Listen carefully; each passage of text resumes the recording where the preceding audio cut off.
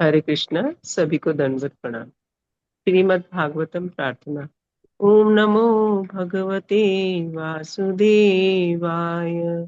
ओम नमो भगवते वासुदेवाय। ओम नमो भगवते वासुदेवाय। नारायणं नमस्कृत्य नरं चैव नरोत्तमं देवीं सरस्वतीं न्यासं ततो जयमुदीरयेत्। नष्टप्रायेषु भद्रेषु नित्यं भागवत सेवया भगवद्युतं श्लोके भक्तिर्भवति नैष्टिकी। कृष्णाय वासुदेवाय देवकी नन्दनाय च नन्दगोपकुमाराय गोविन्दाय नमो नमः। गोविन्दाय नमो नमः। गोविन्दाय नमो नमः। हरे कृष्ण। सभी को दंडवत प्रणाम। हरे कृष्णा। दंड प्रणाम राधा माता जी। हरे हरे कृष्ण। कृष्णा माता जी, दंडवत प्रणाम। हरे कृष्णा, आप सबको दंडवत प्रणाम। थैंक यू आशा माता जी प्रेयर्स के लिए। हम सेकंड चैप्टर में हैं, सेकंड कैंटो में, और हम थर्ड श्लोक से स्टार्ट करेंगे। इस चैप्टर में हम परमात्मा की बात करेंगे, जो सेकंड स्टेप होता है भगवान को रियलाइज करने में। और जो हमने कल 2 श्लोक पढ़े थे उसमें यही था कि जो ब्रह्मा जी थे वो भी भगवान का स्मरण भूल गए थे, पर जब उन्होंने विराट रूप में मेडिटेट किया तो उनको भगवान की स्मृति हुई, और फिर वो जो ये ब्रह्मांड है इसको बना पाए, इसका जो उनकी जो रिस्पॉन्सिबिलिटी थी उसको पूरा कर पाए। थर्ड श्लोक से स्टार्ट करेंगे। अतः कविर नामासु यावद अर्थ स्यात् अप्रमत्तो व्यवसाय बुद्धि सिद्धे न्यथार्थे न यतेत तत्र परिश्रमं तत्र समीक्षसामनः। हरे कृष्णा। सबको दंडवत प्रणाम। अतः कविर नामसु यावदथ स्याद् अप्रमतो व्यवसाय बुद्धि सिद्धे न्यायार्थे न यतेत तंत्र तत्र परिश्रमं तत्र समीक्षमाण। हरे कृष्णा। सबको दंडवत प्रणाम। अतः प्रबुद्ध व्यक्ति को उपाधियों वाले इस जगत में रहते हुए जीवन की न्यूनतम आवश्यकताओं के लिए प्रयत्न करना चाहिए। उसे बुद्धिमत्ता पूर्वक स्थिर रहना चाहिए और अवांछित वस्तुओं के लिए कभी कोई प्रयत्न नहीं करना चाहिए, क्योंकि वह व्यावहारिक रूप से यह अनुभव करने में सक्षम होता है कि ऐसे सारे प्रयास कठोर श्रम के अतिरिक्त और कुछ नहीं होते। हरे कृष्ण माता जी। हरे कृष्ण माता जी, थैंक यू। यहाँ पे हमें कहा जा रहा है कि ये जो पूरी दुनिया है, यहाँ पे उपाधियां ही उपाधियां हैं। ऐसी कोई चीज नहीं है जिसके साथ कोई उपाधि नहीं जुड़ी हुई। अगर आप अपने जीवन में रिफ्लेक्ट करें तो आपके जीवन में कौन कौन सी उपाधियां हैं? कोई शेयर करना चाहेंगे? माता जी, जैसे हम माँ है, बहन है, ये भी उपाधि हो गई ना एक। जी जी। तो मतलब एक औरत जो है वो माँ हो सकती है, बेटी हो सकती है, बहन, भाभी, सास। हम्म। और ओके। अगर आप साथ में कोई काम भी कर रहे हो तो वहां भी उस डिपार्टमेंट में आपकी उपाधि कुछ हो सकती है। और इसके अलावा अगर हम बन पाए तो एक कृष्णा के डिवोटी बन जाए तो डिवोटी भी एक उपाधि हो जाएगी। अच्छी वेरी दोस्त भी। नाइस। हम्म। हाँ जी यस माता मैम। जी। अच्छी दोस्त भी होती। हाँ, दोस्त। Okay, friends. ओके, और क्या क्या उपाधियां हैं आपके जीवन में?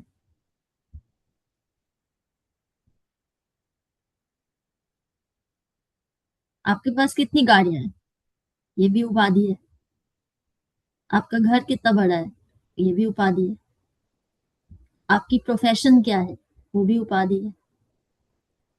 आप हर तरफ देखो तो उपाधियां ही उपाधियां हैं। ऐसा कुछ भी नहीं है आपके जीवन में जो उपाधि नहीं है। आप कम खाते हो, ये तो डाइट करते हैं, ये उपाधि है।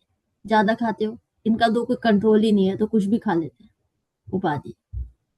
इनको मीठा बहुत पसंद है, उपाधि। इनको नमकीन बहुत पसंद, उपाधि। कुछ भी ऐसा नहीं है जो उपाधि नहीं है। और अक्सर अगर हम देखें तो हमारे जीवन का जो सबसे बड़ा स्ट्रगल है, उपाधि हमें मिलना अपने आप में, सपोज जैसे हम कोई प्रोफेशन चूज करते हैं, उसमें हमें एक उपाधि मिलती है कि ये आप ये हैं, आप, पर हम वो नहीं है, हम वो काम करते हैं, हम वो उपाधि नहीं है, हम वो काम करते हैं।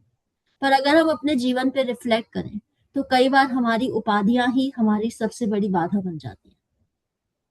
क्यों?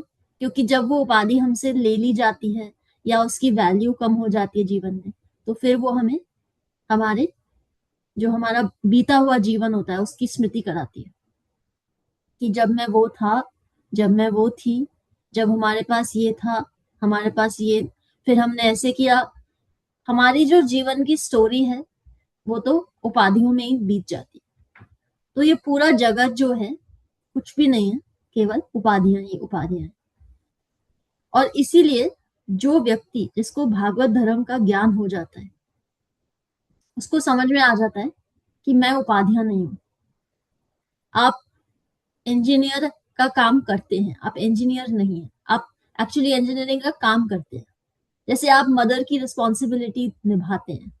अब आपका टाइटल और आपकी उपाधि माँ है, पर एक्चुअली में आपकी रिस्पॉन्सिबिलिटी आपकी उपाधि से बड़ी होती है। जैसे माता जी ने कहा कि जब हम भक्त बनते हैं तो हमें डिवोटी की उपाधि मिल जाती है। कई बार हम उसी में बड़े वो हो जाते हैं कि देखो अब तो हम डिवोटी बन गए, अब तो हम वैष्णव बन गए, और जो हमारी रिस्पॉन्सिबिलिटी है उस उपाधि के साथ जुड़ी हुई, उसको हम भूल जाते हैं, उस पे हम फोकस नहीं कर पाते। हमारा गोल क्या होना चाहिए? हम उपाधि को ना जान के रिस्पॉन्सिबिलिटी को जाने। अब आप सोचिए, आपके जीवन में जितनी उपाधियां हैं, अगर आप उपाधियों के नाम पे अपनी रिस्पॉन्सिबिलिटी को त्याग दें तो क्या वो उपाधि आपके जीवन में ज्यादा दिन रहेगी? नहीं। आपको जब तक आपने वो रिस्पॉन्सिबिलिटी ली हुई है तब तक वो उपाधि आपके साथ है। जिस दिन आप उसे छोड़ देंगे, आपको उपाधि देने वाले ही आपसे नाराज हो जाएंगे। एक काम दिया था वो भी ढंग से नहीं किया गया, ये एक रिस्पॉन्सिबिलिटी थी वो भी नहीं की गई। अपने आप पता नहीं क्या समझते हैं, आपकी उपाधि पे ही आपको प्रश्न उठाया जाएगा, आपकी उपाधि। तो हमारी उपाधियों से बड़ी हमारी रिस्पॉन्सिबिलिटी होती है। हमारी उपाधियां तब तक हैं जब तक हम वो रिस्पॉन्सिबिलिटी निभा रहे हैं, कोई भी हो। और इसीलिए जब हम भक्त बनते हैं तो हमारे को कोई ऐसी पर्टिकुलर उपाधि की जरूरत नहीं होती, कि आप ये उपाधियां आपके पास होंगी तो ही आपको कृष्ण दर्शन देंगे, नहीं तो फिर आप नेक्स्ट जीवन का वेट करो, तब तक थोड़ा टाइम लगेगा। तो इसीलिए हम किसी की भी जीवन की स्थिति उसकी उपाधियों से नहीं बता सकते। जबकि अगर हम भक्ति के लेंस से नहीं देखते, भक्त के दृष्टिकोण से नहीं देखते, तो ऐसा आपके जीवन में कितनी बार हुआ है कि आपने किसी की बाहरी उपाधियां देखी और उनके बारे में आपने एक समरी बना ली कि हाँ ये ऐसा है, ऐसा है, ऐसा है, इसके बियॉन्ड कुछ भी नहीं है। आपने कभी ऐसा किया है किसी के साथ? उसकी बाहरी उपाधियां देख के आपने उसके ऊपर विशेष एक टिप्पणी, एक मानसिकता बना ली हो, और कुछ समय बाद आपको पता चले एक्चुअली ये तो वो है ही नहीं जो मैं सोच रही थी। कभी आपके साथ ऐसा हुआ है? जी माता जी। आप कोई एग्जाम्पल शेयर करना चाहेंगे?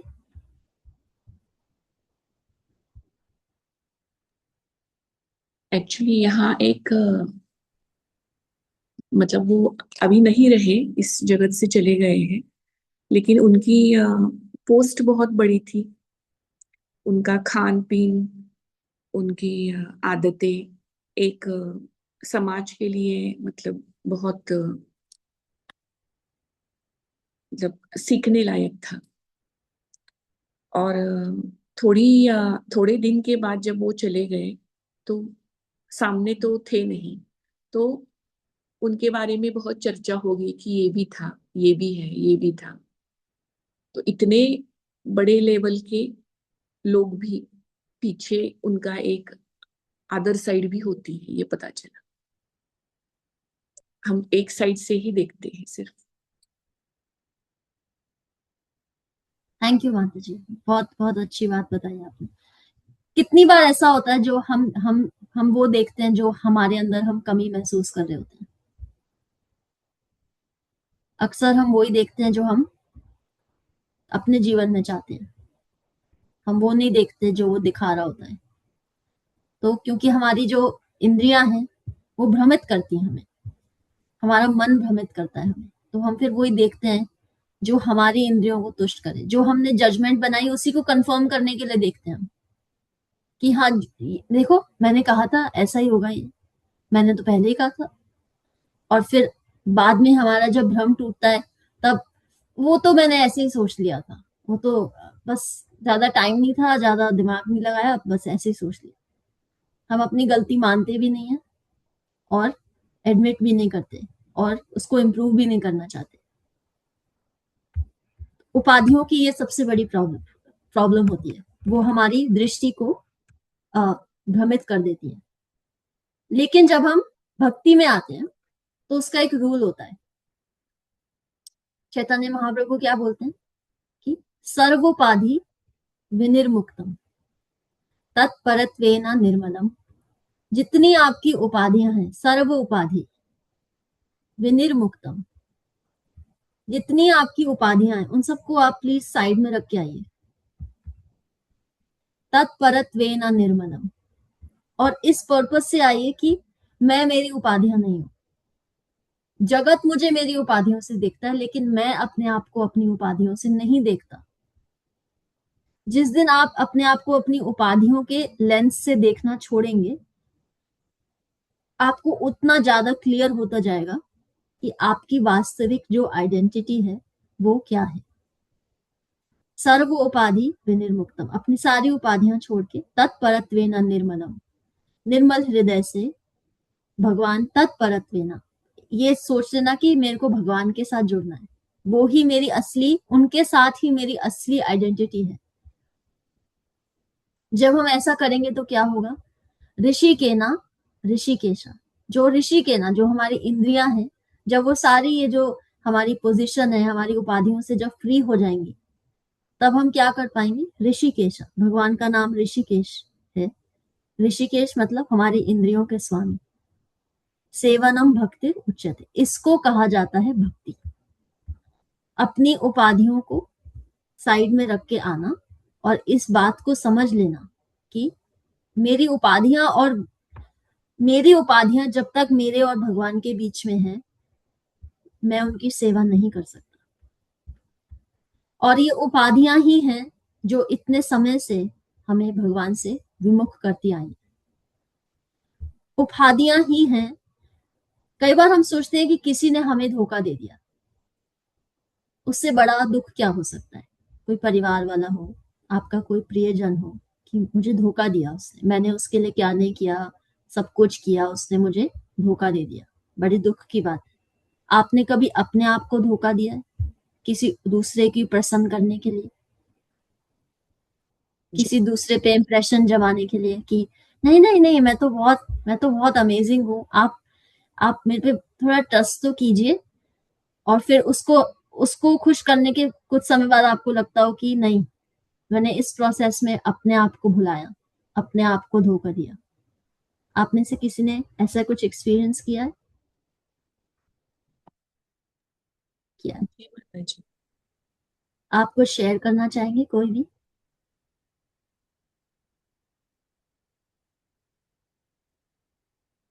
रोज सबको खुश करने में लगे रहते हैं माता जी, तो इससे और कुछ ऐसा भी मन में होता है कि कोई मुझकी मेरी प्रशंसा भी करे, मुझे उपाधि भी दे कि मैंने अच्छा किया है करके।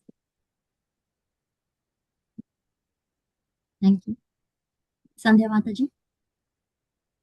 माता जी मुझे बीच में से एक्चुअली छोड़ना पड़ गया था, तो मैं तो यही पूछ रही थी कि क्या किस रिलेटेड आप पूछ रहे हो, तो मुझे एक्चुअली पता ही नहीं है कि आप किस रिलेटेड आप पूछ रहे हो। हम थर्ड श्लोक में हैं, सेकंड चैप्टर में, तो हाँ हम जी। उपाधियों की बात कर रहे थे। आपने उपाधियों तक सुना था? हाँ जी, हाँ जी। जी। उसके बाद हम ये बात कर रहे थे कि हमारी उपाधियां हमारे और भगवान के बीच में आ जाती हैं। कई बार तो डायरेक्टली आ जाती हैं कि जी हम तो जी कुछ बिजनेसमैन हैं, हमारे पास तो टाइम नहीं है। हम तो भगवान को तब भोग लगाएंगे, तब उनसे बात करेंगे जब हमें हमारे रूटीन में हमें टाइम मिलेगा। ये एक उपाधि की प्रॉब्लम है। दूसरी उपाधि ये होती है कि हम अपनी रिस्पॉन्सिबिलिटी और रोल में इतने मग्न हो जाते हैं कि हम खुद को धोखा दे देते हैं दूसरों की प्रसन्न करने के लिए। ये भी उपाधियों का ही लक्षण है। तो हम ये पूछ रहे थे कि आप में से किसी ने ऐसा कभी जीवन में किया है कि खुद को धोखा दिया हो और बाद में फिर आपको ये ग्लानि हुई हो कि आपने खुद को धोखा दिया है, और हो सकता है आपको 4 दिन बाद या 4 साल बाद वो चीज रियलाइज हुई हो। तो हम ये बात कर रहे हैं। तो ये अक्सर होता है सब, अक्सर ही होता है। मतलब जैसे घर में स्टाफ रखना, ये भी एक प्रिविलेज ले रहे हैं ना हम कि हाँ जी हम अफोर्ड कर सकते हैं, प्लस उस इंसान को भी नीड है, तो चलो दोनों चीजें, हमारा काम हो रहा है, उनको काम मिल रहा है। लेकिन कई बार ऐसा होता है कि अब जैसे भोग ही लगाना है, प्रसादम बनाना है, तो भोग लगाने के लिए मुझे लगता है मैं खुद बनाऊं तो ठीक बनता है, प्लस मैं ऐसा खाना बनाऊंगी सोच सोच के कि जो कृष्णा को मैं भोग लगा सकूं। लेकिन घर में स्टाफ है तो नहीं कर सकते उतना, मतलब घर वालों से छुपा के भी, जैसे मैं तो अगर खुद खाना बनाऊं तो मैं छुपा लेती हूँ, मैं प्याज लहसुन नहीं डालती हूँ। और वहीं जो स्टाफ है उसको एक बार समझा भी देंगे फिर भी वो जोर से कहेंगे अच्छा भाभी इसमें प्याज डालना है या नहीं डालना, वो इतने में सबको सुन जाता है कि प्याज नहीं डाला। तो मतलब बहुत बार मेरा मन होता है कि मैं उसको हटा दूं, बहुतों को रख के देख लिया फिर भी कुछ ना कुछ उनसे बनता भी नहीं है वैसा, हम कुछ ना कुछ सोच के किसी तरीके से कर लेते हैं।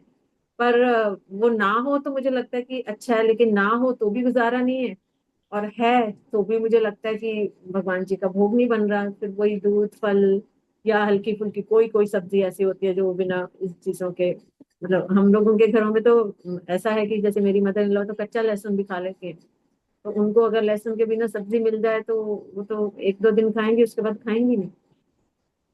और ना डालो तो अपने लिए डाल दो तो अपने लिए कुछ नहीं बनता फिर, मतलब कुछ बचता ही नहीं है कि पराठा ही खाओ बस, फिर मतलब इतना कुछ हो नहीं पाता। तो ये सब चीजें जो अटैच्ड हैं, बहुत और भी इसी तरीके से और बहुत सारी चीजें हैं जो हम अपने स्टेटस के लिए रखते हैं, लेकिन वो अड़चने बन जाती हैं हमारी भक्ति में भी।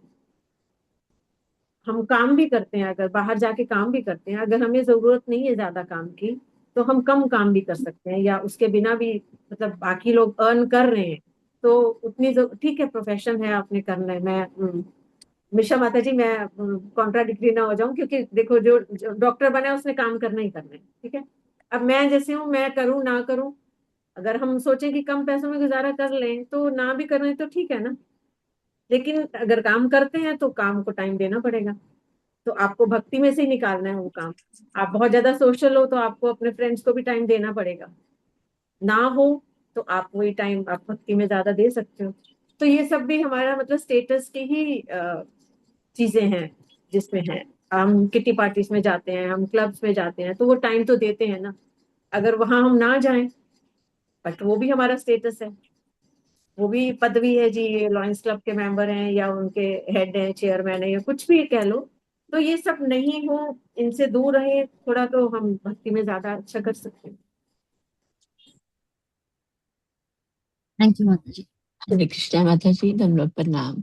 माता जी, कई बार हम दूसरों को खुश करने के लिए बढ़ चढ़ के करते हैं, और वो उतनी आप उनके लिए उतनी एक्सपेक्टेशन बना देते हैं कि भी वहां जाएंगे, ऐसे करेंगे तो ऐसा होगा। फिर जब धीरे धीरे उन चीजों को कम करते हैं तो मतलब अपने लिए तो अच्छा कर रहे हैं, पर कहीं ना कहीं अपने मन में लगता है कि यार ये क्या सोचेगा, ये क्या सोचेगा। तो वो भी तो हमारी ऑब्स्टेकल भी है ना इस चीजों में। हम उतना होते नहीं है जो हम करके दिखाते हैं लोगों को, मतलब कि भी आया अपने आप को ज्यादा बढ़ चढ़ के दिखाते हैं कि भी हम ये हैं, या हम ऐसा कर सकते हैं, हम इतना कर सकते हैं, या हम मतलब लाइक दैट। आई थिंक मैं पूरी बात समझा पा रही हूँ या नहीं पा रही। नहीं, बिल्कुल आप समझा पा रहे हैं। Thank you. अर्चना माता जी। हम कभी कभी काफी, हरे कृष्णा, हम कभी कभी बहुत ये शो करते हैं कि हम बहुत हॉस्पिटेबल हैं, हम सबकी परवाह करते हैं, उसमें हम इतना समय दे देते हैं, हम उसमें इतना अपना वेस्ट, अब मुझे अब लग रहा है कि हम अपना समय वेस्ट कर देते हैं। उसकी जगह हम थोड़ा समय कृष्णा को दें अपना, जो और जो ड्यूटी है वो तो करनी पड़ेगी। अगर हम डॉक्टर बने हैं तो हमें वो काम भी करना ही पड़ेगा। और कभी कभी पेशेंट्स के लिए हमारी रिस्पॉन्सिबिलिटी ही हो जाती है कि हमें पहुंचना है टाइम पर। वो वेट करेंगे तो कितना बुरा लग, मतलब उनको क्या फील होगा, वो सफ़र कर रहे हैं, हमें हमें जाना चाहिए, लाइक दैट। और उसके बाद जो हमारी सोशल बॉन्डिंग्स हैं उनको हम कम कर सकते हैं, उनको हम कर करके, क्योंकि उसमें हमें ज़्यादा लिप्त नहीं होना चाहिए, उनको कट करके हमें भक्ति में आना चाहिए। अब बहुत हो गया, मतलब जैसे ऐसा लगता है कि बहुत कर हो गया, अब नहीं, अब समय नहीं है अपने पास। हमें सब कुछ जो एक्स्ट्रा समय हमारा ड्यूटी के बाद बचता है वो हमें अपनी भक्ति में लगाना चाहिए। Hare Krishna. Very nice, thank you. आप सब एक दूसरे के पॉइंट से आई एम श्योर रिलेट कर सकते हैं। सबकी जीवन की सर्कमस्टांसेस कभी ना कभी ऐसी होती हैं, और हम अक्सर हमारी उपाधियां ही हमारे और भगवान के बीच में आ जाती हैं। और अगर हम सोचें तो उनमें से ऐसी बहुत उपाधियां हैं जिनको प्राप्त करने के लिए हमने बहुत मेहनत करी है, और अब हम उनको मेंटेन करने के लिए मेहनत करते हैं। पहले हम उसको बनाते हैं, फिर उसको हम प्रोटेक्ट करते हैं कि अब ये बना रहे, अब ये हमसे कोई ले नहीं किसी भी तरह से, भगवान भी नहीं ले। तो आपकी उपाधि आपके और भगवान के बीच में सबसे पहले आती है, जिन उपाधियों को हम बहुत ऊंचा समझते हैं। कुछ उपाधियां हैं जो हमारी रिस्पॉन्सिबिलिटीज हैं, उनको हमें निग्लेक्ट नहीं करना है, यहाँ पे उन उपाधियों की बात नहीं हो रही है। पर जो बहुत सारी हमारे जीवन में जो उपाधियां हैं वो ही हैं जिनको हम चाहें तो निग्लेक्ट कर सकते हैं, और उससे कोई फर्क नहीं पड़ेगा, किसी को भी नुकसान नहीं होगा। अगर हम न्यूज देखते हैं या न्यूज़पेपर देखते हैं, तो क्या हम न्यूज़पेपर में ज्यादातर इतने सालों से जो हम खबरें आती हैं, किस चीज की आती हैं? आज ये नई बिल्डिंग बनी है, इसका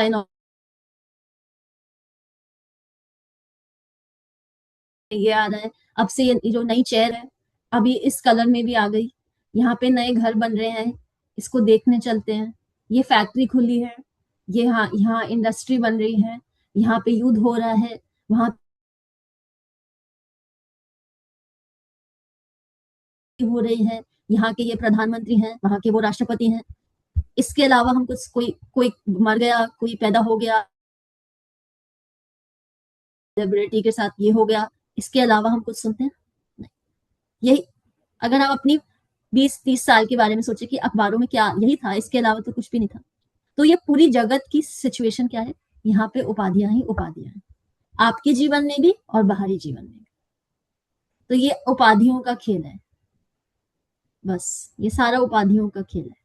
पर जो भक्त होता है उसको ये समझ में आ जाता है कि मैं मेरी उपाधि नहीं हूं, तो अब मुझे मेरी उपाधियों से छुटकारा कैसे मिले, जो जिनसे मिल सकता है, जिनसे आप छुटकारा ले लोगे तो कोई आपको नुकसान नहीं पहुंचेगा। उन उपाधियों को हमें जीवन से कम करना होता है। भक्ति का मतलब ये होता है, जब हमें अंडरस्टैंडिंग हो जाए कि एक्चुअली में हम इतना टाइम वेस्ट कर चुके हैं, और जितनी हमारी उपाधियां हैं जिनको हम इतना उच्च उच्च कोटि का मानते हैं, वो सब हमें यहाँ छोड़ के जानी पड़ेंगी। हमसे कोई पूछेगा भी नहीं, फिर भी हमें छोड़ के जानी पड़ेगी। तो हमें जब ये रियलाइज हो जाए कि हमारा समय जो है कीमती है, और हमें नहीं पता हमारे पास कितना समय बचा है, हम में से किसी को कि हमारे पास कितना समय बचा है, और कोई भी ऐसी चीज नहीं है जो हमें वो बता सकती है। इसीलिए जो मानव जीवन है उसका सबसे इंपॉर्टेंट चीज क्या है? सेल्फ रियलाइजेशन, आत्म साक्षात्कार होना। इस जीवन को भगवान का सबसे कीमती तोहफा मानते हुए इसको अच्छे से यूज करना। जब आप सुबह उठते हैं, सबसे पहले आप में से बहुत जने अपना फोन चेक करते हो, उस समय हमें ये रियलाइजेशन, और उस समय फिर आप देख, अच्छा इसने मैसेज भेजा, इसको जवाब देना है, उसको फोन करना है, इसने ये किया था, उसको ये भेजना है। ये सारे विचार आते हैं। और उस समय अगर आप कॉन्शियसली, क्योंकि आप क्लास में आते हैं जस्ट थोड़ी देर बाद, आप कॉन्शियसली ये सोचें कि क्या मैं कितने दिन इस जगत में हूं और कितने दिन मेरी जवाबदारी है। अल्टीमेटली मेरी जवाबदारी एक ही जने को है, और जो जो चीजें उसके बीच में आ रही हैं मैं उसको मिनिमाइज कैसे करूं, जो जो मिनिमाइज की जा सकती है। जैसे हमें घर साफ करना होता है तो हम पुराना सामान निकालते हैं, चाहे हमें वो कितना ही प्रिय था किसी एक समय पे, एक समय के बाद हमें वो उसको त्यागना पड़ता है, किसी को देना पड़ता है, कुछ भी उसके साथ करना पड़ता है। हमारा शरीर जो है, हमारा मन जो है, ये जो कॉम्प्लेक्स हमें दिया है भगवान ने, इसकी भी सफाई करनी पड़ती है। पुराने जमाने में लोग डायरियां रखते थे, फोन डायरी रखते थे, ये इसका नंबर है, इसका नंबर है, इसका नंबर है, पर आप सबको थोड़ी फोन में लाते थे, समय आने पे, जरूरत पड़ने पे फोन में लाते थे। अब आपकी रिस्पॉन्सिबिलिटी यही है, आपका जो शरीर है, उसकी मन है, उसकी सफाई करनी है। जो फाइलें आपके काम नहीं आ रही, जो आपके और भगवान के बीच में उपाधि बन के बैठी हुई हैं, उनको हटाइए। आप लिस्ट बनाइए, आज एटलीस्ट 4-5 चीजें आपके मन में आएंगी ऐसी जो आपके और भगवान के बीच में रेगुलरली आती हैं, और उसमें से ऐसा क्या है 1-2 चीजें जो आप आराम से निकाल सकते हैं, जिससे कोई ऐसे नुकसान नहीं होगा आपको, क्योंकि आप निकाल सकते हैं। जैसे घर में भी आप दृष्टि डालेंगे, आपको 4-5 कपड़े ऐसे या 4-5 चीजें ऐसी दिख जाएंगी जो आपके अभी उपयोग में नहीं आती, आप दे सकते हैं। और आप दे भी देंगे तो किसी को आपको नुकसान नहीं होगा, बल्कि आप बाद में लोगों को बताएंगे मैंने तो वो दान दे दिया। राइट, हम सब करते हैं ऐसा।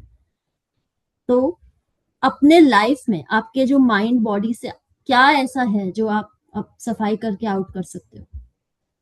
हम जैसे दिवाली की सफाई करते हैं, वैसे अब हम स्प्रिंग, जैसे वसंत ऋतु खत्म होने वाली है, अब हम अपने शरीर मन को थोड़ा अटेंशन देंगे। गर्मियों में ज्यादा बोझ वैसे भी सहन नहीं होता, ज्यादा गर्मी वैसे लगती है, थोड़ा सा लाइट करेंगे अपने आप, थोड़ी सी 1-2 चीजें माइनस करेंगे लाइफ में से जो भगवान और आपके बीच में खड़ी हैं। और जब आप रिफ्लेक्ट करोगे तो ऐसी बहुत सारी चीजें हैं जो आप आराम से निकाल पाओगे। आपको सुनने में ऐसा लग रहा होगा नहीं शायद नहीं हो पाएगा, पर आप ट्राई करके देखो, लिस्ट बना के देखो।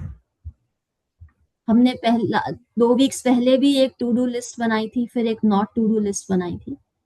उसी लिस्ट में आपको एडिशन करना है कि टू डू तो हम करते हैं, नॉट टू डू क्या करना है, हमें ऐसा क्या नहीं करना है, ऐसी कौन सी उपाधि है जो हमारे और भगवान के बीच में।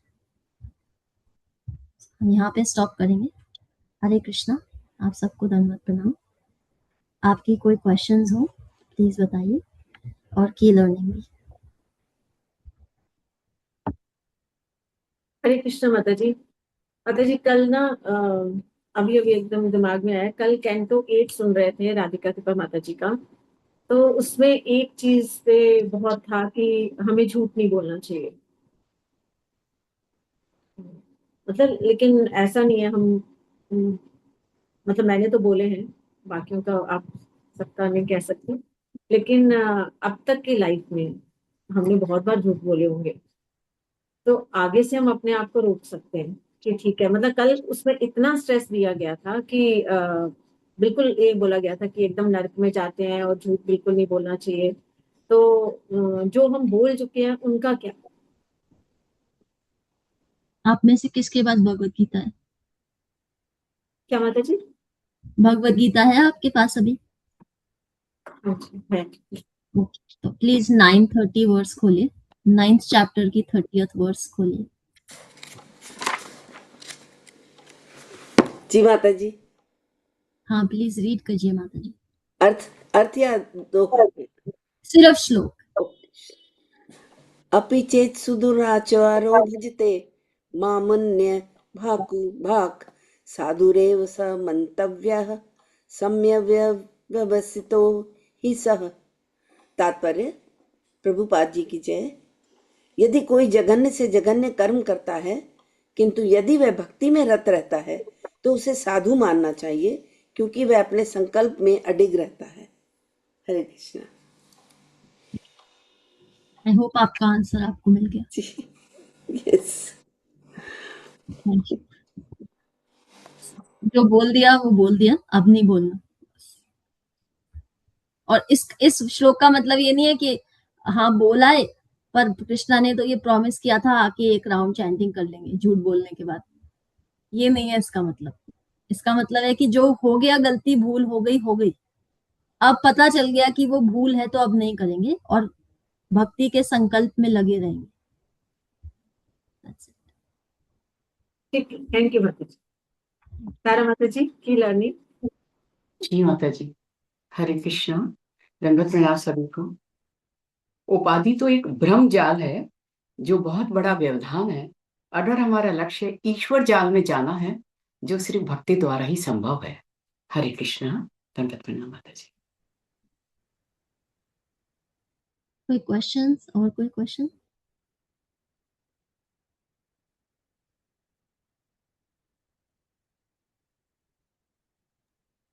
माता जी, कभी कभार झूठ ना तो हमारी कोई इंटेंशन होती है और ना उसमें किसी का कोई नुकसान होता है। कभी कभार सिचुएशन होती है कि हम छोटा मोटा झूठ बोल देते हैं। मतलब मैं अपना एग्जांपल देती हूँ।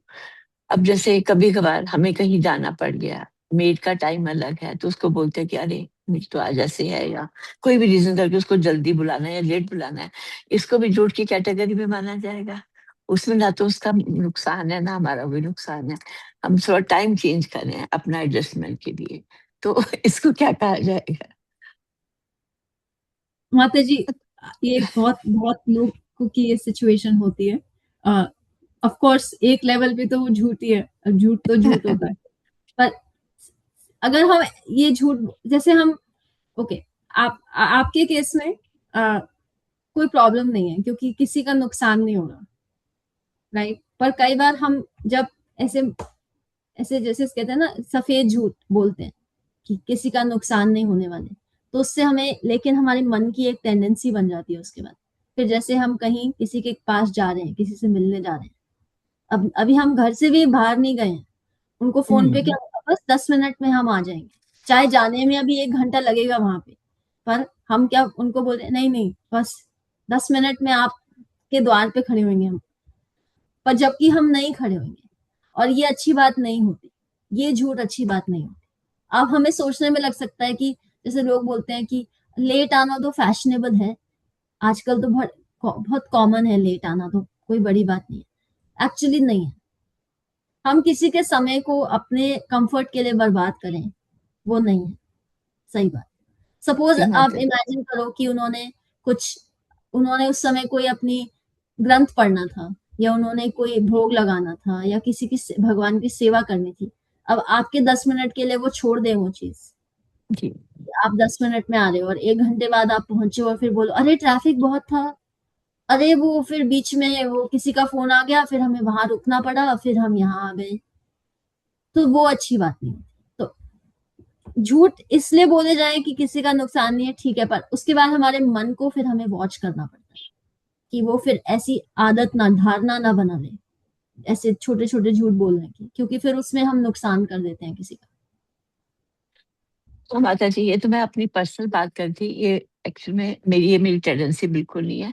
क्योंकि जब आप दो लोग घर में अकेले होते हो, फैमिली नहीं होती, आपको घर बंद करके कभी डॉक्टर पे जाना है, कभी और कोई काम करना है, कुछ ऐसे करके वो टाइम उसी टाइम पे होना होता है। तो बस इस छोटा सी ये बात है। और मतलब ऐसा वो टेंडेंसी नहीं है कि मेरे हस्बैंड तो बिफोर टाइम पहुंचने वाले हैं। मतलब ऐसी जी जी जनरल बात कर रही थी। तो जी उसमें तो कभी कभार सिचुएशन ऐसी होती है कि करना पड़ता है, तो वो जी बात कर रही। जी। और कई बार थैंक यू। बच्चों के साथ झूठ बोलना पड़ जाता है, तबीयत ठीक नहीं होती तो वो कहते हैं कि क्यों ऐसे ढीले क्यों लग रहे। नहीं बेटा ठीक है ठीक है, तो उसको भी तो झूठ की काउंटिंग कैटेगरी में गिना जाएगा क्या? नहीं। जी। ठीक है। जी थैंक माता यू। जी, हरे कृष्ण, धन्यवाद। मंगल ध्वनि। हाँ जी माता जी, एक सेकंड। आज माता जी विनी माता जी जो ट्रैवल कर, मतलब विनी खन्ना, उनके लिए भी प्रे करना है। उन्होंने कहा था कि पूरे मिडल ईस्ट के लिए आप ट्रैवल भी कर रही हैं वो, और उन्होंने कहा था कि हमारी तरफ से प्रेयर जरूर कर दीजिए। मंगल ध्वनि। जय ओम विष्णुपादाय डिवाइन ग्रेस ऐसी भक्ति वेदांत स्वामी श्रीला प्रभुपाद जी की जय। श्रीला भक्ति सिद्धांत सरस्वती ठाकुर गोस्वामी महाराज जी की जय। अनंत कोटि वैष्णव वृंदा की जय। नामाचार्य श्रीला हरिदास ठाकुर की जय। श्री श्री राधा माधव जी की जय। श्री पंच तत्व की जय। श्री जगन्नाथ बलदेव सुभद्रा की जय। श्री प्रहलाद नरसिंह भगवान की जय। श्री तुलसी महारानी की जय। श्री पतित पावन गौर निताई की जय। श्री गौर निताय प्रेमानंद हरि हरि बोल। All glories to assembled devotees Hari Hari बोल। श्री गुरु और गौरांगा की जय हरि हरि बोल। श्रीला प्रभुपाद जी की जय हरि हरि बोल। प्रेम से कहो श्री कृष्ण चैतन्य प्रभु नित्यानंद श्री अद्वैत गदाधारी शिवासादि गौर भक्त वृंदा की जय। राधा कृष्ण गोप गोपीनाथ राधा कुंड श्याम कुंड गिरी गोवर्धन ब्रिज भूमि वृंदावन धाम चंद्रोदय मायापुर नवदीप धाम की जय। गंगा माई यमुना माई की जय। राम सीता लक्ष्मण हनुमान जी की जय। ट्रांसीडेंटल बुक डिस्ट्रीब्यूशन की जय। महाप्रसादम की जय। हरिनाम संकीर्तन की जय। वांछा कल्पतरुभ्यश्च कृपा सिंधुभ्यश्च पतितानां पावनेभ्यो वैष्णवेभ्यो नमो नमः। हरे कृष्णा। दंड प्रणाम आप सबको। तारा माता जी एंड कर दीजिए सेशन का। जी माता जी। हरे कृष्णा। सभी को दंडवत प्रणाम। श्री कृष्ण की असीम अनुकंपा के कारण आज का संकीर्तन भी आनंद संपन्न हुआ। हम नित्य कृष्ण दास और उनकी अपार कृपा बरसी और सदा बरसती रही, इसी हमारी प्रार्थना नियमित रूप से बनी रहे। अतः हम श्री कृष्ण के चरण कमल में नतमस्तक रहें और सब मिलकर धन्यवाद देते हैं। साथ ही प्रार्थना करते हैं कि हमें इतनी शक्ति दे कि भक्ति के मार्ग पर हम निरंतर अग्रसर हो सके, अनन्य भक्ति की तरफ निरंतर अग्रसर हो सके। यह हमारी एक निरंतर प्रार्थना चलती रहे। हरे कृष्णा। साथ ही एक स्टोरी के इस माध्यम से एक छोटा मैसेज कि एक परिवार के अंदर एक लड़का, मदर, फादर तीनों रहते हैं। लड़का धीरे धीरे बड़ा होता है, लेकिन हर साल मदर जो है उसे छुट्टियां, जब गर्मी की छुट्टियां होती थी ग्रीष्म अवकाश में, वो अपने साथ उसे अपने पीहर लड़के को अपने ननिहाल ले जाया करती थी। ये हर साल का रूटीन था। लेकिन जब लड़का धीरे धीरे बड़ा हुआ, 10 साल का करीब हो गया, तो उस साल कुछ आर्थिक परेशानियां व्यापार में ऐसी रही कि उनके हस्बैंड ने मना किया कि तुम ना जाओ, क्योंकि व्यवस्थाएं इतनी अच्छी नहीं थी आर्थिक परेशानियों की वजह से। लेकिन लड़के ने जिद कर रखी थी कि नहीं, उसे तो जाना है। तो उनके लिए एक उपाय सोचा गया। मदर ने बोला कि ठीक है, तुम जाओ, तुम बड़े हो रहे हो, लेकिन मैं ट्रेन में तुम्हें अकेले बैठा देती हूँ और तुम्हें वहां पर तुम्हारे मामा उतार देंगे। लड़का बड़ा एक्साइटेड था और रेडी हो गया, और उसे यही किया गया कि उसका टिकट लिया गया और उसे ट्रेन में बैठाने